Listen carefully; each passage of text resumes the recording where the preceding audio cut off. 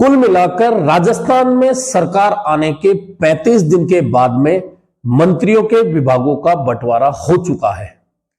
मंत्रियों का विभागों का बंटवारा आम लोगों की नजर में सिर्फ यह होता है कि फला मंत्री फला विभाग को संभालेगा या उसका मुखिया होगा और जो भी उस विभाग से संबंधित काम होंगे उस मंत्री के जरिए होंगे।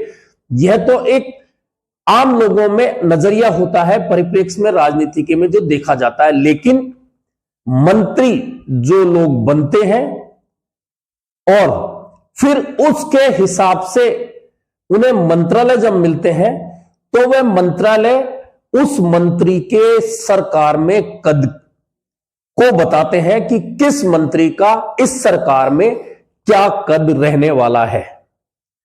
यही कारण है कि जब विभागों का बंटवारा होता है तो हर मंत्री यह चाहता है कि उसे पावरफुल या ज्यादा बजट वाला विभाग मिले ताकि राजनीतिक रूप से उसे कद के हिसाब से बड़ा नेता माना जाए। ऐसे में जब मंत्रालय मिलते हैं तो उससे मंत्रियों के कद का हिसाब लगाया जाता है कि इस पार्टी की सरकार में इस नेता को यह मंत्रालय मिला है, ऐसे में इसका कद इतना बड़ा है। कई बार छोटे मंत्रालय का मंत्री भी राजनीति में बड़ा कद रखता है और कई बार बड़ा मंत्री या बड़े पद का नेता भी, बड़े कद का नेता भी छोटा मंत्रालय संभालता है। तो राजनीति में इन चीजों को देखना और समझना बेहद जरूरी होता है कि आखिरकार किस मंत्री का सरकार में क्या कद है। अब चूंकि राजस्थान में भाजपा की सरकार बन चुकी है, ऐसे में इस बार कद को लेकर काफी चर्चाएं होंगी, क्योंकि पहली बार विधायक बनने वाले भजनलाल शर्मा राजस्थान की भाजपा सरकार के मुख्यमंत्री हैं। ऐसे में एक बार के विधायक का कद इतना बड़ा हो चुका है कि सामने जितने भी लोग हैं या जितने भी मंत्री हैं, जितने विधायक हैं, उनका कद अपने आप छोटा हो गया, क्योंकि सदन के नेता भजनलाल शर्मा है, राजस्थान के मुख्यमंत्री भजनलाल शर्मा है। अब जब मंत्रालयों का बंटवारा हो गया तो एक बार इस पर चर्चा होना जरूरी है कि आखिरकार किस मंत्री को कितना बड़ा पद दिया गया है, कितना उसका वजन है। तो सबसे पहले विभागों के बंटवारे की बात की जाए तो मुख्यमंत्री होने के नाते भजनलाल शर्मा के पास कार्मिक विभाग है, गृह विभाग है, गृह विभाग के अधीन आबकारी विभाग है, आयोजना विभाग है, सामान्य प्रशासन विभाग है, नीति निर्धारण प्रकोष्ठ है, सूचना और जनसंपर्क विभाग भी है और एसीबी भ्रष्टाचार निरोधक ब्यूरो। ये काफी महत्वपूर्ण विभाग हैं जो मुख्यमंत्री के अधीन रहने वाले हैं राजस्थान में। वैसे भी मुख्यमंत्री के अधीन तो सभी विभाग होते हैं, लेकिन कुछ चुनिंदा विभाग हैं जिन पर विशेष तौर पर मुख्यमंत्री का प्रभार रखा जाता है। तो यह मंत्रालय मुख्यमंत्री भजनलाल शर्मा के पास रहेंगे। लेकिन भजनलाल शर्मा के मुकाबले अगर पावरफुल मंत्रालयों की बात की जाए तो उप मुख्यमंत्री दिया कुमारी दूसरे नंबर पर निस्संदेह विभागों के बंटवारे में भी नजर आ रही है। क्योंकि दिया कुमारी को वित्त विभाग दिया गया है जो सबसे महत्वपूर्ण होता है। इसके अलावा उन्हें पर्यटन विभाग दिया गया है, कला साहित्य संस्कृति और पुरातत्व विभाग दिया गया है। इसके अलावा पीडब्ल्यूडी एक बड़ा विभाग है, वह दिया कुमारी के पास होगा। महिला और बाल विकास विभाग होगा और बाल अधिकारिता विभाग होगा। यानी कि दिया कुमारी भजनलाल शर्मा के बाद में स्वाभाविक रूप से उप मुख्यमंत्री भी है, लेकिन विभागों के हिसाब से भी उन्हें काफी वजनदार बनाया गया है सरकार में। दूसरे उप मुख्यमंत्री है प्रेमचंद बैरवा। अब प्रेमचंद बैरवा के डिपार्टमेंट की बात करें तो तकनीकी शिक्षा विभाग, उच्च शिक्षा विभाग, आयुर्वेद, योग, प्राकृतिक चिकित्सा, यूनानी विभाग और परिवहन विभाग दूसरे उप मुख्यमंत्री को दिए गए हैं। इनमें टेक्निकल एजुकेशन और उच्च शिक्षा विभाग काफी बड़े मंत्रालय है। इसके अलावा परिवहन मंत्रालय काफी बड़ा मंत्रालय है। हालांकि दिया कुमारी को दिए गए विभागों के मुकाबले में प्रेमचंद बैरवा को हल्के विभाग दिए गए हैं, लेकिन इनमें भी बड़े बजट वाले विभाग दूसरे उप मुख्यमंत्री के पास है। अब कैबिनेट मंत्रियों की बात करें तो सबसे पहली शपथ डॉक्टर किरोड़ी लाल मीणा ने ली थी और सभी की नजर थी कि उप मुख्यमंत्री नहीं बनाए जाने के बाद डॉक्टर किरोड़ी लाल मीणा को कितने बड़े मजबूत विभाग दिए जाते हैं। तो किरोड़ी लाल मीणा को कृषि और उद्यानिकी, ग्रामीण विकास, आपदा प्रबंधन और जन अभियोग निराकरण विभाग दिया गया है। अब आप इन विभागों के नाम सुनकर सोच सकते हैं कि डॉक्टर किरोड़ी लाल मीणा को क्या विभाग दिए गए हैं। अब क्यों दिए गए हैं, इसका जवाब तो भाजपा आलाकमान, मुख्यमंत्री भजनलाल शर्मा और भाजपा के रणनीतिकार ही दे सकते हैं। लेकिन जैसी उम्मीद डॉक्टर किरोड़ी लाल मीणा समर्थकों ने की हुई थी, वैसे विभाग तो डॉक्टर किरोड़ी लाल मीणा को बिल्कुल नहीं दिए गए हैं। अब गजेंद्र सिंह खींवसर की बात करें, वे पहले भी मंत्री रहे हैं, अब उन्हें एक बार फिर चिकित्सा और स्वास्थ्य विभाग दिया गया है, जो महत्वपूर्ण विभाग माना जाता है, बड़ा विभाग माना जाता है।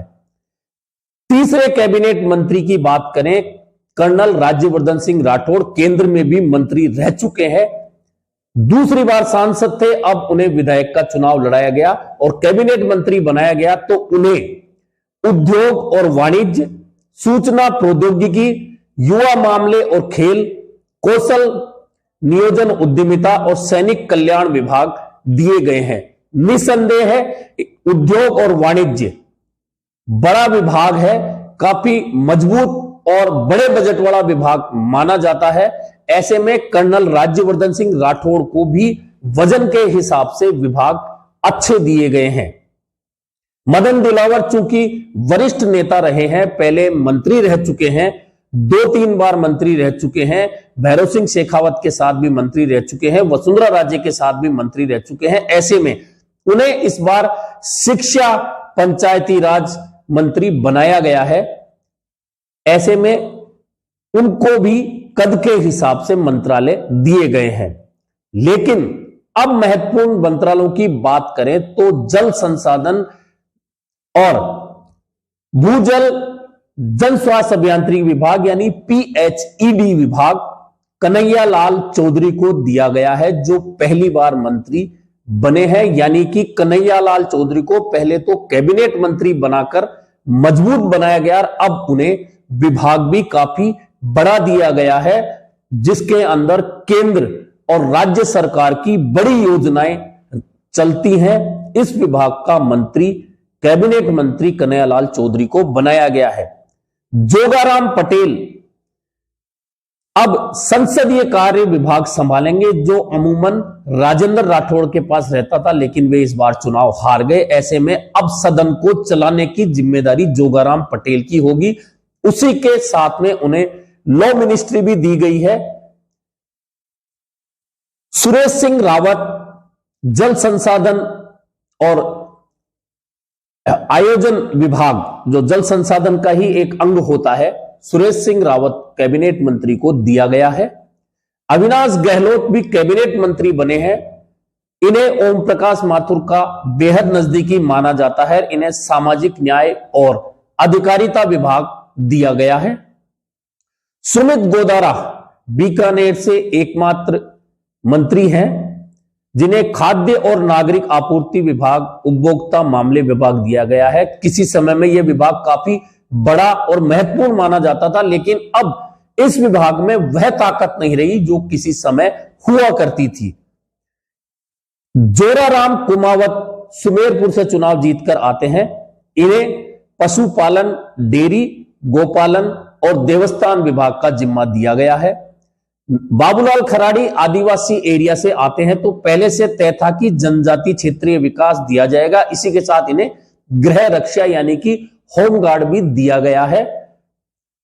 इसके अलावा हेमंत मीणा पूर्व मंत्री नंदलाल मीणा के बेटे हैं, प्रतापगढ़ से चुनाव जीतकर आए हैं। इन्हें बहुत ही महत्वपूर्ण रेवेन्यू विभाग का जिम्मा दिया गया है। इसके अलावा स्वतंत्र प्रभार के मंत्रियों की बात करें तो सुरेंद्र पाल टीटी, जो कि करणपुर से भाजपा के उम्मीदवार है, वहां आज मतदान समाप्त हो चुका है। इसका परिणाम 8 जनवरी को आना है। इन्हें पहले ही मंत्री बना दिया गया था। अब मंत्रालयों के बंटवारे में इन्हें कृषि विपणन विभाग, कृषि सिंचित क्षेत्र विकास, जल उपयोगिता विभाग, इंदिरा गांधी नहर विभाग और अल्पसंख्यक मामलात और वक्फ विभाग दिया गया है। क्योंकि ये सिंचाई वाले एरिया से आते हैं, नहरी एरिया से आते हैं, ऐसे में इंदिरा गांधी नहर विभाग और सिंचित क्षेत्र विकास विभाग इनको दिया गया है। काफी महत्वपूर्ण है। हालांकि 8 जनवरी इनके लिए काफी महत्वपूर्ण रहनी है, क्योंकि करणपुर का परिणाम भी 8 जनवरी को आने वाला है। संजय शर्मा अलवर से आते हैं। अलवर के आने वाले इन स्वतंत्र प्रभार वाले राज्य मंत्री को वन विभाग, पर्यावरण और विज्ञान तथा प्रौद्योगिकी विभाग दिया गया है। गौतम कुमार दत्त बड़ी सादड़ी से आते हैं। इन्हें सहकारिता और नागरिक उड्डयन विभाग दिया गया है। इसमें कोऑपरेटिव काफी महत्वपूर्ण विभाग है। इसके 2 कारण हैं। एक तो ग्रामीण क्षेत्र में कोऑपरेटिव के जरिए वोटरों को साधा जा सकता है। दूसरा, कोऑपरेटिव के जरिए सहकारी समिति के चुनाव, कोऑपरेटिव के चुनाव में पार्टी को मजबूत बनाया जा सकता। यह जिम्मेदारी गौतम कुमार दत्त के पास आई है। देखना है कितना अपनी जिम्मेदारी पर ये खरे उतर पाते हैं पार्टी के नजरिए से। इसके अलावा झाबर सिंह खर्रा सबसे महत्वपूर्ण विभाग, स्वतंत्र प्रभार वाले राज्य मंत्री हैं। झाबर सिंह खर्रा को दिया गया है यूडीएच यानी कि नगरीय विकास विभाग, स्वायत्त शासन विभाग। यह विभाग ना सिर्फ बहुत बड़ा है बल्कि बजट भी बहुत बड़ा है और शहरों के विकास और इसके अलावा छोटे नगरों के विकास में इस विभाग की भूमिका बहुत महत्वपूर्ण होती है।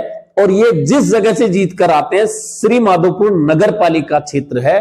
अब ना सिर्फ इन पर यह जिम्मेदारी है कि श्री माधोपुर नगर पालिका को नगरीय विकास विभाग का फायदा मिले, बल्कि जहां बड़ी योजनाएं नगरीय विकास विभाग और स्मार्ट सिटी खास तौर पर जो चल रहा है प्रोजेक्ट केंद्र सरकार का, उसमें राजस्थान के भी बहुत सारे शहर शामिल हैं।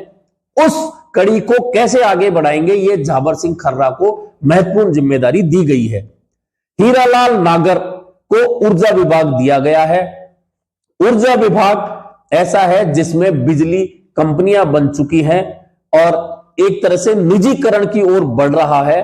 और ऊर्जा विभाग ऐसा है जिसमें हमेशा मंत्री को बहुत सारे सवालों में घिरे रहना पड़ता है। और हीरालाल नागर पहली बार मंत्री बने हैं जिन्हें इतना बड़ा विभाग दिया गया है, ऊर्जा विभाग। अब राज्य मंत्री जो 5 हैं उनमें ओटाराम देवासी, क्योंकि राज्य मंत्रियों के पास जिम्मेदारी भले ही दे दी जाए लेकिन वे अधीन रहते हैं काबीना मंत्रियों के और करने के लिए इनके पास बहुत कुछ नहीं रहता। ऐसे में ओटाराम देवासी की बात करें तो इन्हें पंचायती राज, ग्रामीण विकास विभाग, आपदा प्रबंधन के काबीना मंत्री के साथ जोड़ा गया है। मंजू बागमार सार्वजनिक निर्माण विभाग, महिला बाल विकास, बाल अधिकारिता विभाग यानी कि दिया कुमारी के अधीन रहकर काम करेंगी। विजय सिंह को रेवेन्यू सैनिक कल्याण विभाग दिया गया यानी कि वे हेमंत मीणा और राज्यवर्धन सिंह राठौड़ के अधीन रहकर काम करने वाले हैं। के बिश्नोई को उद्योग, युवा मामले, कौशल आयोजन, नीति निर्धारण विभाग दिया गया है यानी कि ये भी राज्यवर्धन सिंह राठौड़ के अधीन रहने वाले प्रमुख विभागों के नीचे काम करने वाले हैं। इसके अलावा जवाहर सिंह बेढम पहली बार विधायक बने और इन्हें जो मंत्रालय दिए गए हैं, गृह विभाग दिया है, गोपालन दिया है, पशुपालन, डेयरी, मत्स्य विभाग, यानी कि वे मुख्यमंत्री के साथ गृह विभाग के राज्य मंत्री भी हैं। और इसके अलावा पशुपालन जो कि जोराराम कुमावत के पास विभाग है, उसके अधीन भी जवाहर सिंह बेढम को काम करना है। कुल मिलाकर इस तरह से 25 मंत्रियों को यह विभाग मुख्यमंत्री, उप मुख्यमंत्री सहित बांटे गए हैं। अब जब मैं कह रहा था कि इन विभागों के जरिए मंत्री और नेताओं का कद देखा जाता है, हालांकि इस बार भाजपा के टिकट पर बहुत बड़े बड़े चेहरे जीतकर आए थे, लेकिन उनमें से अधिकांश जो कि 4 बार, 5 बार, 6 बार चुनाव जीत सके हैं, जीत कर आए हैं, लेकिन उनमें से अधिकांश को मंत्री नहीं बनाया गया है और पहली बार के व्यक्ति जीतने वाले को मुख्यमंत्री बना दिया गया है, तो वहां तो कद की बात खत्म हो गई। लेकिन चूंकि सरकार चलाने में ये बहुत महत्वपूर्ण भूमिका निभाते हैं, ऐसे में अब चूंकि किरोड़ी लाल मीणा जैसे वरिष्ठ नेता को ग्रामीण विकास जैसे मंत्रालय दिए गए हैं और पहली बार विधायक बने, 2 बार सांसद रहे, राज्यवर्धन सिंह राठौड़ को बड़े मंत्रालय उद्योग और वाणिज्य जैसे दिए गए हैं, उप मुख्यमंत्री को बड़े विभाग दिए गए हैं, एक तरह से मुख्यमंत्री के मुकाबले के विभाग दिए गए हैं, दूसरे उप मुख्यमंत्री को भी बड़े विभाग दिए गए हैं, लेकिन इनके मुकाबले कई ऐसे मंत्री हैं जो भले ही पहली बार मंत्री बने हैं, लेकिन विभागों के लिहाज से उनका कद सरकार में बड़ा नजर आएगा, क्योंकि बड़े बजट वाले विभाग उनके पास हैं। ऐसे में विधायकों का, आम लोगों का, पार्टी कार्यकर्ताओं का, उन नेताओं के पास बहुत काम रहेगा, बहुत जिम्मेदारी रहेगी। ऐसे में उनको कद तो बड़ा दे दिया है पार्टी ने, सरकार ने, अब वे अपने उस कद के साथ में कितना न्याय कर पाएंगे, यह देखना काफी महत्वपूर्ण होगा। कुल मिलाकर अब 35 दिन बाद राजस्थान में भाजपा की सरकार की पटरी बिछ चुकी है, जिस पर अब गाड़ी दौड़नी है, जिसके पहिए लगा दिए गए हैं। अब देखना यह है कि यह गाड़ी पटरी पर दौड़ते हुए किस तरह से मजबूती के साथ में लोकसभा चुनाव तक जाती है। और जो जिम्मेदारी महत्वपूर्ण है वह यह है कि जब राजस्थान में कांग्रेस की सरकार होते हुए भाजपा 25 लोकसभा सीटें जीत सकती है, तो क्या भाजपा की सरकार के मुख्यमंत्री भजनलाल शर्मा और उनकी टीम के नेतृत्व में एक बार फिर तीसरी बार भी भाजपा राजस्थान में 25 लोकसभा सीटें जीतती है, यह देखना काफी महत्वपूर्ण होगा। और उसमें जिम्मेदारी इन 25 मंत्रियों की, जो सरकार के प्रमुख केंद्र बन चुके हैं, सबसे ज्यादा होगी। कुल मिलाकर आज के लिए इतना ही। कल मिलेंगे एक नई चर्चा के साथ।